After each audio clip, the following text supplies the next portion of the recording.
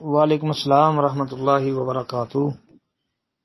جی محترم بھائی لکھتے ہیں، جی سوال یہ ہے کہ ایک واقعہ مشہور ہے کہ عثمان رضی اللہ عنہ کے دور میں ایک عورت کے ہاں 6 ماہ میں بچے کی ولادت ہوئی، اور غالباً عبداللہ بن عباس رضی اللہ عنہ نے قرآن کی آیت سے استدلال کیا تھا کہ دودھ پلانے اور حمل کی مدت 30 ماہ۔ کہتے ہیں جی اس واقعے کا حوالہ اور صحت کے بارے بتا دیں۔ جی محترم واقعہ تو ٹھیک ہے، یہ واقعہ سندن ثابت ہے انشاءاللہ۔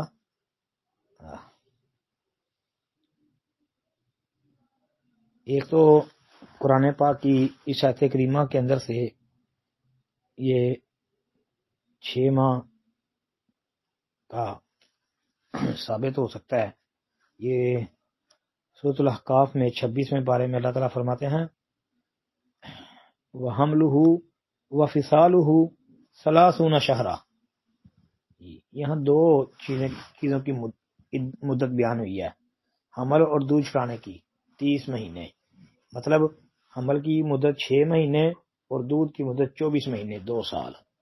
تو یہ دو چیزوں کی مدت بیان کی گئی ہے، یہ زبردست دلیل ہے ایک۔ دوسرا، امام ابن مندہ نے کتاب التوحید کے اندر اس کو نقل کیا اور سند صحیح ہے اس کی انشاءاللہ۔ پھر یہ ایک روایت میں اس طرح بھی واقعہ بیان ہوا ہے کہ باجہ بن زید الجہنی وہ کہتے ہیں کہ ان کے قبیلے کی ایک عورت اپنے خامد کے پاس آئی، وہ آدمی بھی اسی قبیلے کا تھا، تو اس عورت نے 6 مہینے میں بچے کو جنم دیا۔ اس کے خامد نے عثمان بن عفان رضی اللہ عنہ سے اس بات کا ذکر کیا تو انہوں نے اسے رجم کرنے کا حکم دیا۔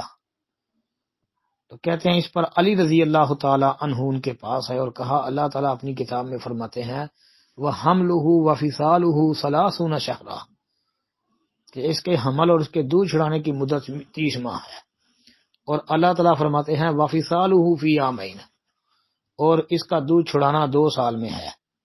باجہ بن یزید وہ کہتے ہیں تو اللہ کی قسم عثمان رضی اللہ عنہ کی بات کا کوئی انکار نہیں کیا اور فوراً آدمی بھیجا کہ اسے واپس لایا جائے۔ تو یہ ایک واقعہ ہے جس کو جو ہے بیان کیا ہے، باجہ بن زید بھی کہتے ہیں، باجہ بن یزید بھی کہا گیا ہے۔ بہرحال یہ واقعہ امام طبری کی تفسیر کے اندر موجود ہے، یعنی ابن جریر طبری ان کی تفسیر جلد 20 صفحہ نمبر 657 اور حدیث نمبر 31270 یہ دیکھ لیں، اور ابن کثیر کے اندر بھی اس کو دیکھ لیں۔ ابن کثیر کے محقق حکمت بن بشیر نے اس کی سند کو صحیح کہا ہے کہ سند اس کی صحیح ہے۔ اور جو آپ نے لکھا ہے حضرت عثمان اور عبداللہ بن عباس کے حوالے سے، وہ امام ابن مندہ کی کتاب التوحید کے اندر موجود ہے، سند اس کی بھی صحیح ہے۔ اب باقی یہ یاد رکھیں کہ صرف رجم کرنے کا حکم دیا، لیکن جب یہ علی رضی اللہ تعالی عنہ کا بیان سامنے آ گیا یا عبداللہ بن عباس والا بیان سامنے آ گیا تو پھر رجم نہیں کیا تھا، رجم کرنا ثابت نہیں ہے، صرف حکم دینا ثابت ہے۔ السلام علیکم ورحمۃ اللہ۔